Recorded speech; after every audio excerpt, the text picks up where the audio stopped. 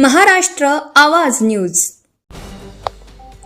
शहरातील वाल्मिक नगर परिसरात 36 वर्षीय तरुणाने घरातील मागील खोलीत गळफास घेतल्याची दुर्दैवी घटना गुरुवारी मध्यरात्री घडली. शंकर नानागीर गोसावी वय वर्ष 36 असं मृत तरुणाचं नाव आहे. या घटनेमुळे परिसरात हळहळ व्यक्त होत आहे. मिळालेल्या माहितीनुसार शंकर गोसावी यांचा भाऊ भूपेश गोसावी हे गुरुवारी रात्री कामावर होते. रात्री 11:30च्या सुमारास गल्लीतील गोलू कोळी यांनी भूपेश यांना फोन करून शंकर यांनी घरातील मागील खोलीत गळफास घेतल्याची माहिती दिली. घटनेची माहिती मिळताच भूपेश यांनी तातडीने घरी धाव घेतली. त्यावेळी नागरिकांच्या मदतीने शंकर यांना खाली उतरवण्यात आलं.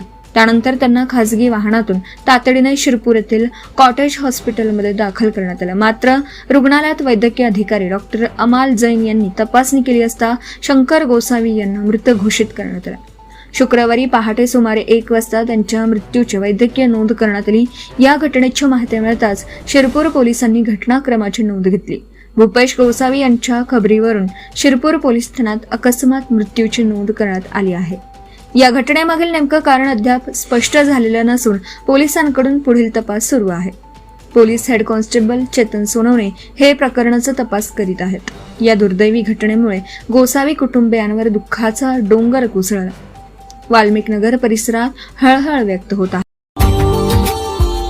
Subscribe now and press the bell icon. Never miss an update.